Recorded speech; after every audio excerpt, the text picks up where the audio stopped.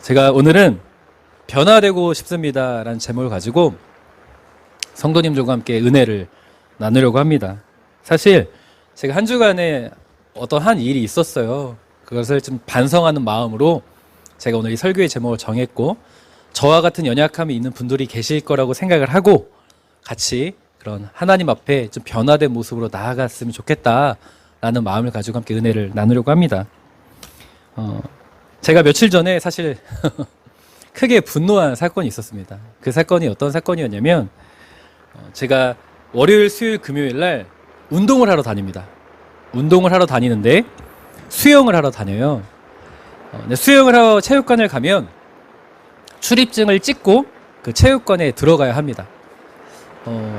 그런데 제가 출입증을 분실했어요.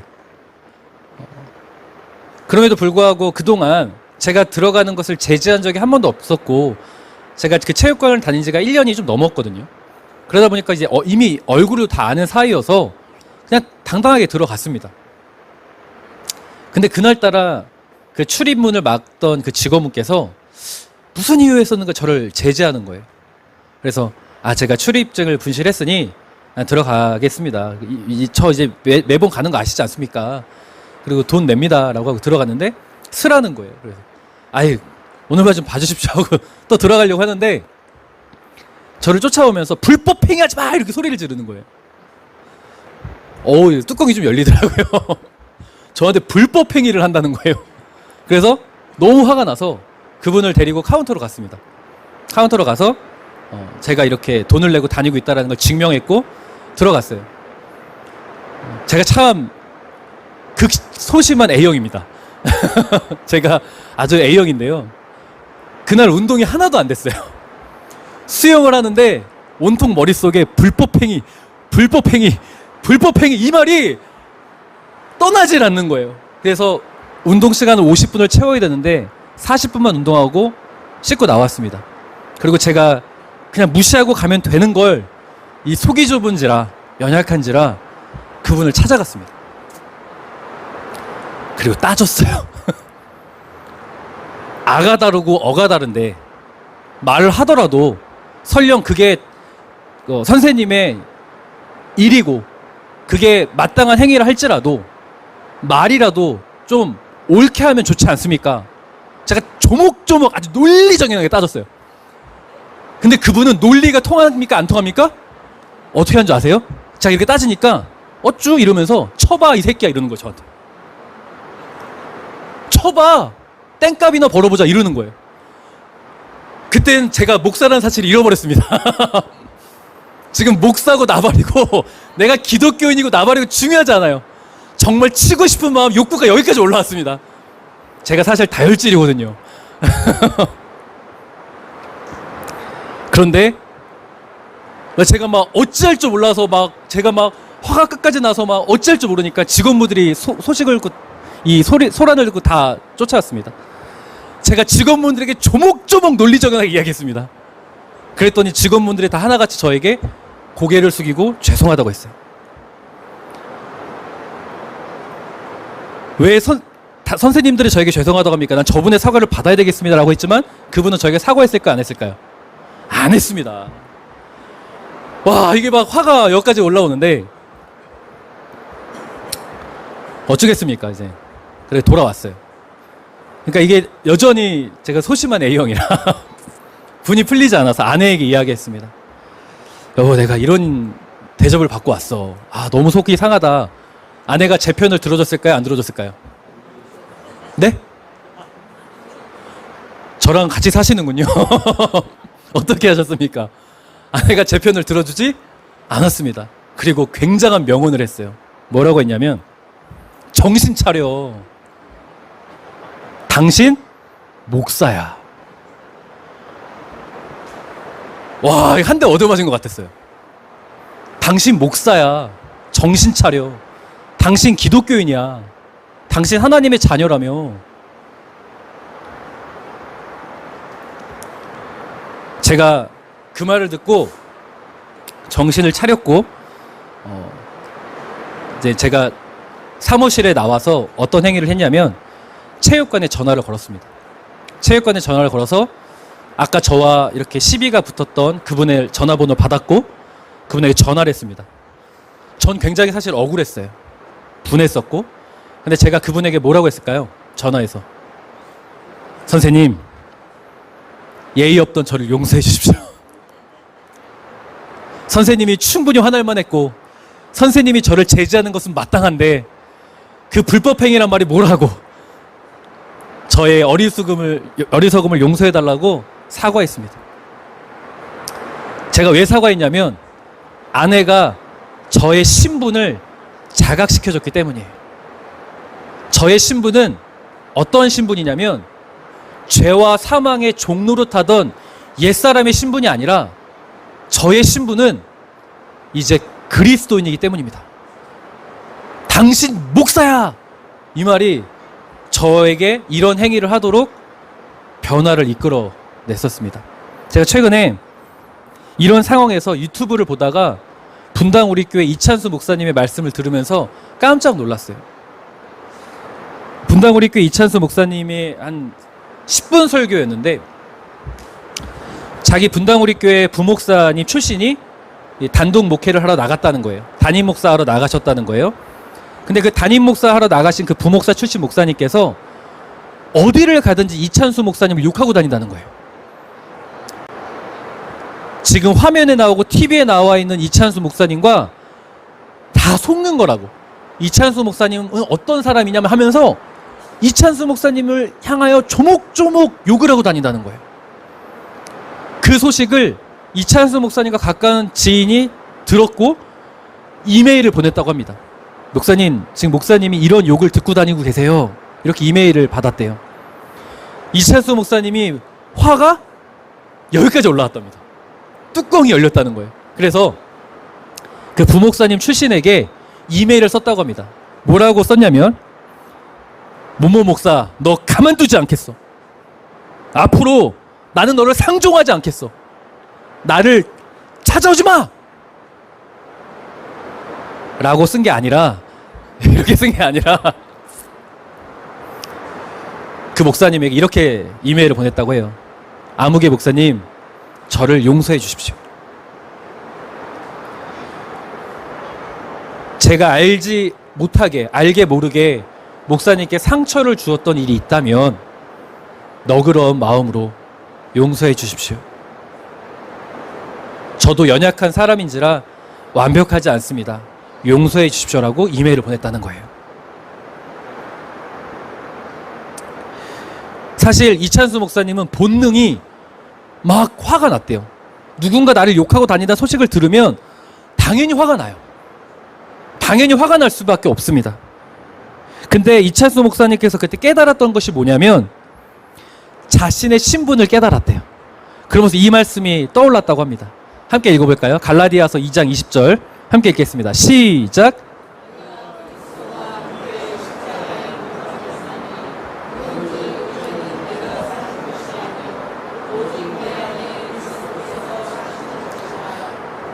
내가 육체 가운데 사는 것은 나를 사랑하사 나를 위하여 자기 자신을 버리신 하나님의 아들을 믿는 믿음 안에서 사는 것이라. 아멘. 이 말씀이 떠올랐대요.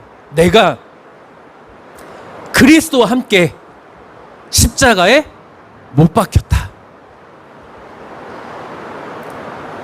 이찬수 목사님이 나의 본능이었던 죄와 사망의 종로로 됐던 옛사람을 예수 그리스도의 보혈을 의지하여 십자가에 못 박았다는 거예요. 그것을 깨달았다는 거죠. 그리고 나는 이제는 그리스도께, 내 안에 누가 살아요? 그리스도께서 사시는 것이래. 그래서 나는 옛사람이 아니라 어떤 신분으로 살아가야 되냐면 새 사람의 신분으로 살아가야 된다는 거예요. 그 새 사람의 신분이란 그리스도인입니다. 하나님의 자녀의 모습이에요. 본능은 분노가 나왔대요. 그리고 뭘 깨달았냐면 옛사람, 사단에게 종노랬던 그 옛사람이 또 꿈틀거리는구나. 나는 누구예요? 그리스도인인 거예요. 그래서 나의 신분의 의식을 정확히 기억하자라고 깨달았다고 합니다.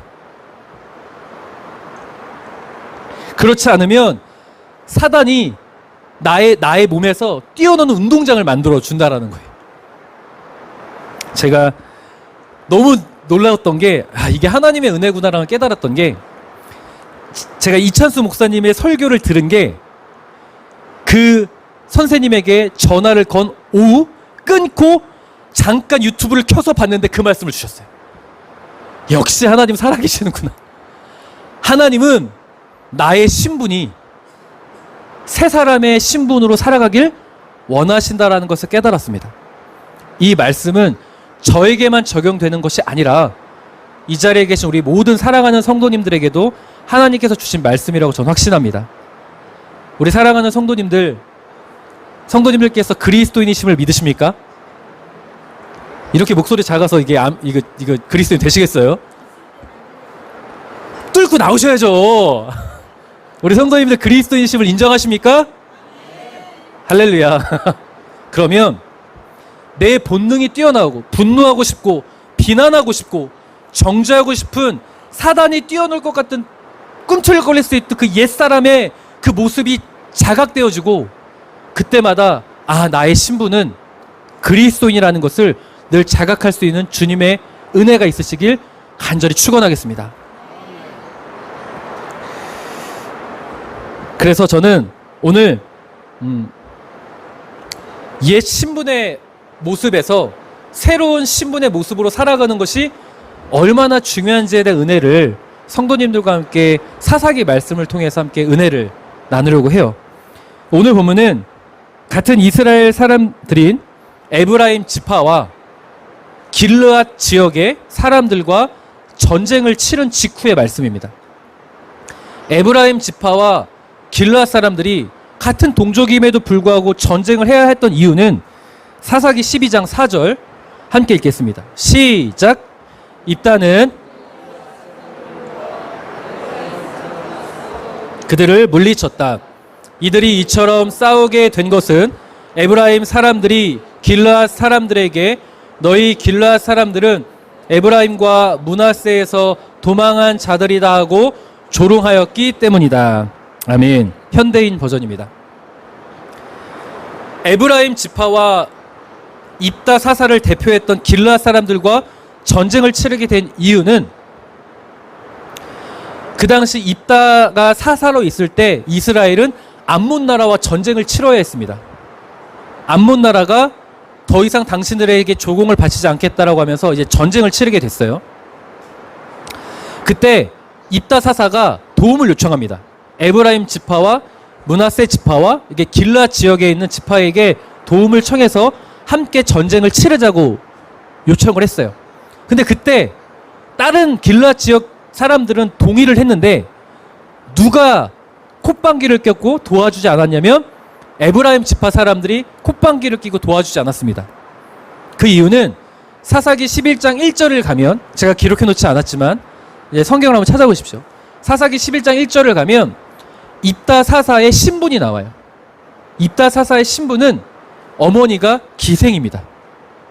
그러다 보니까 에브라임 지파 사람들은 자신들이 이스라엘의 장자라고 생각했거든. 사사는 리더 아닙니까? 이스라엘의 리더 아닙니까? 리더를 비천하다고 생각하는 출신을 인정하고 싶지 않은 거예요. 그가 하는 말은 다 우스워 보였던 겁니다. 동시에 12장 4절에 나온 것처럼 너희 길르앗 사람들은, 표현 보이죠? 너희 길르앗 사람들은 에브라임 므낫세 도망한 자들이다. 우리 밑에서 도망한 자들이다. 무슨 뜻이에요? 너희는 우리보다 미치다 라는 뜻이에요. 이미 깔보고 있어요. 그러다 보니까 에브라임 사람은 입다 사사가 도움을 요청했을 때 무시하는 태도로 일관했고 당연히 도와주지 않았습니다. 그런데 입다 사사는 길르앗 사람들과 함께 암몬과 전쟁을 해서 어떻게 됐냐면 이겼습니다. 자, 이겼는데 사사기 12장 1절을 시작하니까 이 에브라임 사람들이 입다 사사를 찾아와요. 사사 입다를 찾아와서 따집니다. 뭐라고 따지냐면 왜 전쟁을 할 때 우리를 참여시키지 않았냐는 거예요. 아니 생각해보세요 성도님들. 입다가 분명히 도움을 요청했어요 안 했어요? 했어요. 그러면 지금 에브라임 지파가 하는 이 말이 불평이 옳은 불평입니까? 틀린 불평입니까? 틀린 불평이죠. 그러니까 지금 참 웃긴 상황이에요. 그렇게 시비를 걸고 트집을 잡아서 에브라임 사람들이 이 길라 사람들과 전쟁을 치른 거예요.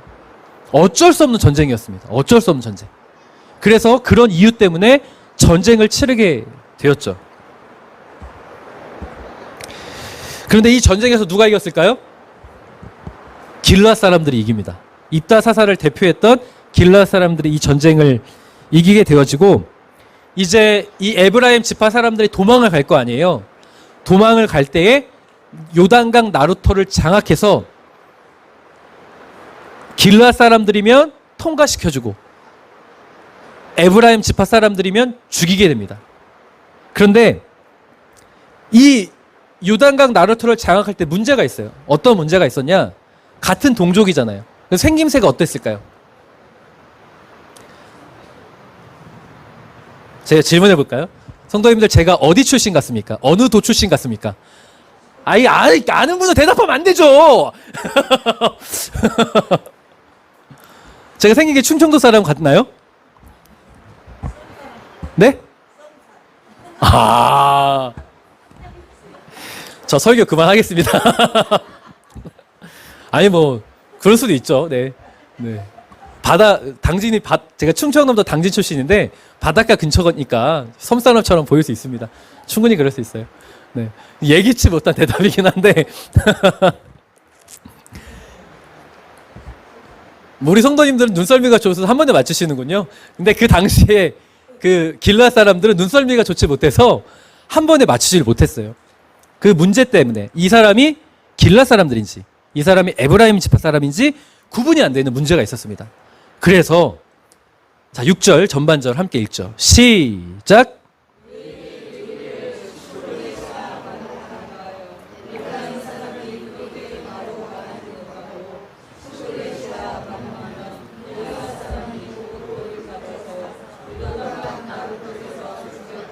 아멘. 제가 예전에 쉽볼렛과 십볼렛에 대해서 한번 설교한 적 있죠. 기억하실 겁니다. 어떤 방법을 사용하냐면 그 요단강 나루터를 장악했던 길라 사람들이 그들은 쉽볼렛이라는 이 발음을 쉬라는 발음을 잘했어요. 그런데 에브라임 지파 사람들은 쉬를 발음 못해요. 어떻게 했냐면 쉽볼렛이라고 발음하라고 하면 십볼렛이라고 발음했습니다.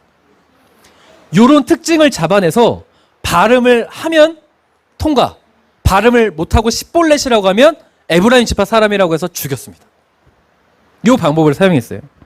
마치 이런 겁니다. 우리나라에서도 사투리 차이가 있지 않습니까? 성도님들 쌀 발음해 보죠. 쌀. 여기 경상도 출신 계십니까? 경상도 출신? 어떻게 우리 교회는 경상도 분이 한 분도 안 계시는군요. 이 경상도는 쌀 발음을 못해요. 어떻게 하셨어요? 쌀을 살로 합니다. 자, 전라도 출신은 많으니까 그럼 전라도 버전으로 가볼게요. 성도님들, 제가 한 분을 한번 시켜볼까요? 장혜서 집사님. 자, 의원님 해보십시오. 의원님. 뭐라고요? 어떻게 잘하시지? 네? 남석희 집사님, 의원님 해보십시오. 네. 저를 도와주시네요. 이 전라도 분들이 하는 의원님이라 할 때 전라도 사투리를 너무 사용하시는 분들은 의자를 발음 못한대요. 어떻게 발음하는지 아십니까? 의원님이라고 하는데 의원님. 네, 의원님. 전라도 분들의 특징이 못모의를 발음 못한대요. 못모의. 거의 의로 발음한다고 합니다. 그래서 마치 이거 같은 거예요. 발음해봐라고 했는데 발음을 못하면 당신 전라도 분이군요. 당신 경상도 분이군요. 이렇게 잡아내는 것처럼 쉽볼렛이라고 발음했는데 에브라임 지파 사람들이 못하는 거예요. 쉬라고 못해요. 10이라고 해서 잡았다 요 녀석 해갖고 이렇게 요단강 나루터에서 죽이게 됩니다. 우리나라 일제강점기 역사에도 이 발음 때문에 슬픈 역사가 있습니다. 1923년도 규모 7.9의 일본 관동 대지진 사건을 한번 배우신 적 있으십니까? 일본 관동 대지진 이때 40만 명이 넘는 사람들이 죽게 됩니다. 그래서 일본 관동 지역에 기묘한 소문이 돌기 시작하는데 대지진 때문에 40만 명이 죽은 거잖아요. 그런데 어떠한 기묘한 소문이 드냐면 조선인이 폭동을 일으켰기 때문이다. 조선인이 폭동을 일으켰기 때문이래요. 조선인이 우리를 죽이기 위해서 우물 안에 독약을 타고 있다. 이런 말도 안 되는 기묘한 소문이 돌기 시작했습니다. 이런 소문이 들자 일본은 군대를 동원해서 계엄령을 선포하고 조선인들을 학살하기 시작하는데 6,600명을 죽였다고 합니다. 근데 이 6,600명을 죽일 때 일본 사람인지 조선인인지 구분하게 하는 방법이 발음이었습니다. 발음이었어요. 어떤 발음을 시켰냐면 군인들이 조선인이나 일본 사람을 세워놓고 15엔 50전을 발음하라고 했답니다. 이 발음이 타금이어서 이 타금이 4가지가 들어가서 일본 특유의 타금이 아무리 해도 외국인이 할 수가 없대요. 이것이 주고엔 고주센이라고 합니다. 이거 제가 한국 사람이니까 저도 그 발음을 못하는 거예요. 주고엔 고주센이란 이 15엔 50전이라는 발음을 시켜서 일본 사람들은 딱 알아챈대요. 타금 못하는구나. 그러면 조선인 바로 그 자리에서 죽창을 가지고 찔러서 죽였다는 슬픈 역사가 있습니다. 이 성경에서도 참 재미난 사건이 있는 거죠. 이 발음으로 길앗 사람과 에브라임 사람을 구분하여서 죽이는 사건이 있었습니다. 제가 한 주간 동안 그런 사건이 있었으면서 왜 십볼렛과 십볼렛에 대해서 은혜를 나누려고 하냐면 제가 십볼렛과 십볼렛 사건을 깨달게 됐어요. 생각하게 됐어요. 그러면서 무엇을 깨달았냐면 아주 간단한 깨달음입니다. 어떤 깨달음이냐면 발음을 고치면 살 수 있다. 너무 간단한 깨달음 아닙니까? 에브라임 지파 사람들이 살 수 있는 방법은 발음을 고치면 되는 거예요. 그런데 제가 왜 발음을 고치면 살 수 있다라고 더 이렇게 생각하게 됐냐면 지금 이 발음을 요구하는 장소가 어디냐는 거예요. 어디죠? 발음해보라고 했던 장소가 어디죠? 요단강입니다. 요단강. 성도님들, 요단강은요, 성경적으로 굉장히 성경에서 상징적인 의미로 사용되곤 합니다. 자, 우리가 여호수아 3장 15절을 보면 강물이 범람하는 시기에 궤를 맨 자들이 발을 담그고 앞서 건너가지 않습니까? 어디를 건너가요? 요단강을 건너죠. 요단강을 건너서 어느 땅으로 갑니까? 가나안 땅으로 가죠. 가나안 땅이 어디예요? 하나님의 약속의 땅이죠. 요단강을 건너야지 하나님의 약속 가운데 설 수 있다는 상징적인 의미가 있어요. 자, 이 말씀은 너무 잘 알아서 제가 보여드리지 않았고, 열왕기하 2장 8절 한번 읽어볼까요? 시작. 엘리야가 겉옷을 가지고 말아 물을 치매 물이 이리저리 갈라지고 두 사람이 마른 땅 위로 건너더라. 아멘. 열왕기하 2장은 이제 엘리야의 시대에서 엘리사의 시대로 전환되는 과정이에요. 자, 이때에 엘리야가 겉옷을 가지고 말아서 요단강 물을 칩니다. 그러니까 물이 갈라지고 말랐어요. 요단강을 또 어떻게 했어요? 건넜대요. 되게 상징적인 의미가 있죠. 요단강을 건넜더니 연합이 이루어졌고, 요단강을 건넜더니 새로운 시대, 새로운 은혜가 우리를 찾아온다는 상징적인 의미가 있어요. 자, 또 어떤 의미가 있을까요? 요한복음 1장 28절 함께 읽겠습니다. 시작. 이 일은 요한이 세례 베풀던 곳 요단강 건너편에서 일어난 일이라. 아멘. 이 일이 요단강 건너편에서 일어난 일이라고 하는데, 건너편에서 무슨 일이 있었냐면 세례 요한이 예수 그리스도를 영접하라고 선포합니다. 나는 메시아가 아니래요. 본인에서 밝혀요. 나는 메시아가 아니고 이제 오실 그 그리스도, 메시아, 왕 대신 그 주님을 맞이하라고 그렇게 회개하고 그분을 맞이하라고 선포해요. 그 일이 어디서 벌어진 일이에요? 요단강 건너편이에요. 어떤 걸 또 상징적으로 나가면 내가 그 강을 건너가야 누구를 만난다는 뜻이에요? 예수 그리스도를 만난다는 뜻이에요. 예수 그리스도를 만난다는, 영접한다는 뜻은 무슨 뜻이에요? 구원을 받는다는 뜻이에요. 자, 성경이 요단강을 건너는 것에 대해 굉장히 상징적으로 사용을 하고 있는데, 하나님의 약속뿐만 아니라 새로운 은혜의 도래뿐만 아니라 구원의 은혜까지 이야기하고 있어요. 이미 성도님들이 이 성경적인 의미를 몰라도 이미 노래로 고백하고 있어요. 찬양 아시나요? 며칠 후 요단강 건너가 만나리. 며칠 후 요단강. 이미 우리 성도님들 고백하고 계시죠. 또 이런 찬양도 있어요. 요단강을 건너가서 주의 손을 붙잡고 기쁨으로 주의 얼굴 배우리. 아시죠? 찬송가 240장입니다. 이미 성도님들이 이런 성경적인 배경과 지식은 모른다 할지라도 고백하고 있어요. 요단강을 건너가는 것이 얼마나 중요하고 은혜가 있는 의미인지를 이미 고백하고 계십니다. 자, 그런데 입다와 길르앗 사람들이 시볼렛을 발음하게 하면서 요단강을 건너가게 하고 요단강을 건너가지 못하게 하는 곳이 이 발음이에요. 근데 이 발음을 고치면 요단강을 건너갈 수 있어요. 아주 간단한 깨달음 아닙니까?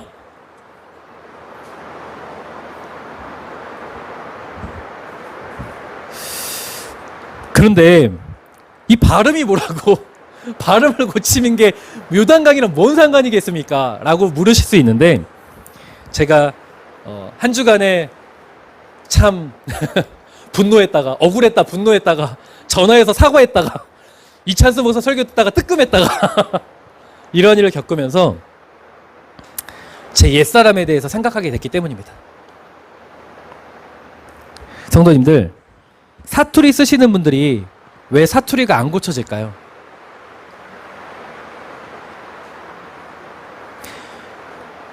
안 고치려고 하기 때문에 안 고쳐지는 거예요. 아주 간단해요. 내가 고치려고 하면 고쳐요. 대신 힘들죠. 제가 초등학교 3학년 겨울방학 때 충청도에서 전학을 왔습니다.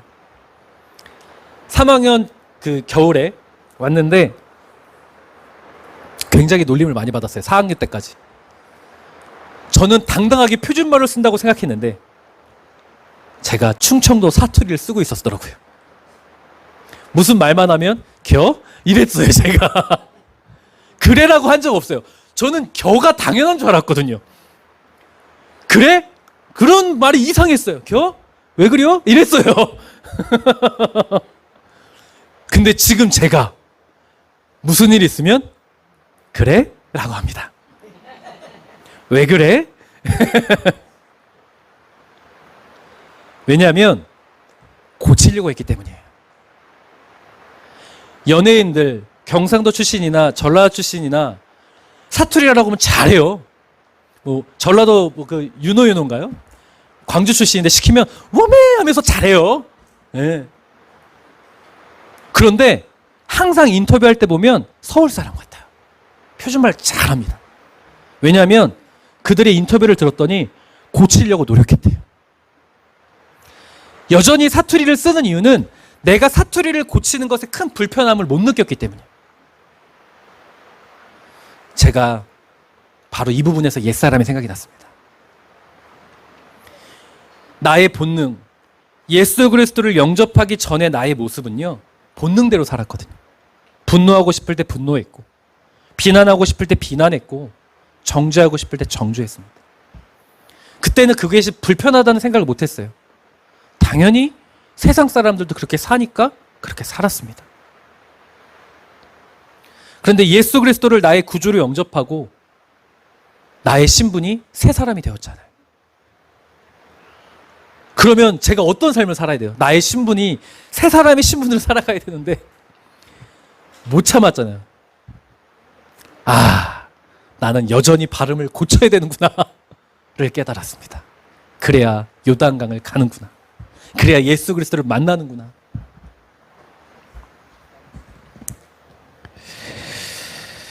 저는 지금 성경이 우리에게 참 많은 것을 말하고 있다고 생각합니다.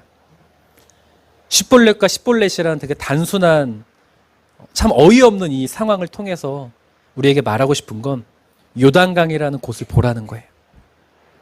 하나님의 은혜를 체험하고 구원의 자녀가 되고 정말 하나님의 새로운 은혜 가운데 너의 미래를 맡기기를 원한다면 옛사람을 벗어버리고 새 사람이 되라는 것을 우리에게 분명히 말하고 있다고 저는 확신합니다. 우리는 예수 그리스도의 십자가의 은혜로 죄와 사망의 법에서 해방되어 구원받은 자녀입니다. 동의하십니까? 아멘. 여기서 작으시면 안 돼요. 우리 사랑하는 성도님들이 예수 그리스도의 보혈을 의지하여서 그리스도인심을 확신하십니까? 아멘. 감사합니다. 우리가 본능이 분명히 올라올 때가 있어요. 좌절하고 싶고 절망하고 싶고 우울하고 싶고 비난하고 싶고 분노하고 싶고 이런 옛사람의 모습이 올라올 때 늘 기억하십시오. 나의 신분이 새 사람이다. 나는 그리스도인이라는 것을 꼭 기억하셨으면 참 좋겠습니다. 그래서 내가 요단강을 건너는 건 옛사람의 모습이 아니라 새 사람이 될 때라는 것을 꼭 자각하여서 그 새 사람의 모습을 꼭 고수함으로 말미암아 정말 평안하셨으면 좋겠고 행복하셨으면 좋겠습니다. 제가 그날 그분에게 전화하기 전까지 운동장, 수영장 들어가서 느꼈던 감정이 뭔지 아십니까? 제 본능에 따라 충실했을 때, 그분에게 따지고 있었을 때까지 짜증과 정말 이루 말할 수 없는 그 짜증과 정말 이루 말할 수 없는 최악의 기분이었습니다. 그런데 제 신분을 되찾은 그분에게 전화를 걸어서 용서를 구하고 제가 분명히 억울했지만 용서를 구하고 화해를 요청했을 때 제 마음에 어떤 감정이 찾아온 줄 아십니까? 평안함과 행복감과 기쁨이 찾아왔습니다. 더 이상 죄에게 종노릇하지 마시고 우리의 신분인 예수 그리스도의 그 신분을, 그리스도의 자녀의 신분을 회복하기로 결단한 오늘 복된 주일 예배가 되었으면 좋겠습니다. 제 아내가 저에게 했던 말, 당신 목사잖아. 저는 성도님들께 외치겠습니다. 성도님들 그리스도인이십니다. 아멘이십니까? 발음이 하루아침에 고쳐지지 않습니다. 에브라임 지파 사람들이 살고 싶어서 얼마나 쉽이라고 하고 싶어 했겠습니까? 쉽 안 되니까 쉽한 거 아니에요. 이거 고치고 싶을 거 아니에요. 근데 하루아침에 고쳐지지 않습니다. 주님은 결과를 보시는 분이 아니라 과정을 보시는 분입니다. 제가 달란트의 비유 말씀드렸죠. 5달란트 받은 자 과정을 5를 남겼습니다. 5 더하기 5는 10. 2달란트 받은 자 2 더하기 2는 4. 1달란트 받은 자 1 더하기 0은 1. 모두 결과는 남겼습니다. 그렇지만 악하고 게으른 종은 1 더하기 0. 결과는 남겼지만 과정이 0이었던 존재가 악하고 게으른 종이었죠. 꼭 기억하십시오. 하나님은 우리의 실패를 기뻐하십니다. 그렇지만 과정이 없는 것은 노여워하십니다. 우리가 실패하더라도 그리스도인의 모습을 또다시 놓치더라도 다시 해야지. 다시 옛사람의 모습이 아니라 새사람이 되기 위해서 절제하고 기도하고 하나님을 의지해야지라는 이 노력을 하나님은 기뻐하시고 그 발음이 점점점 10에서 10볼렛으로 바꿔주신 은혜가 있을 줄 믿습니다. 그렇게 노력하기로 결단하는 우리 사랑하는 성도님들 되시길 주님의 이름으로 간절히 부탁드리겠습니다. 그래서 요단강을 건너시길 주님의 이름으로 축원합니다. 기도하겠습니다.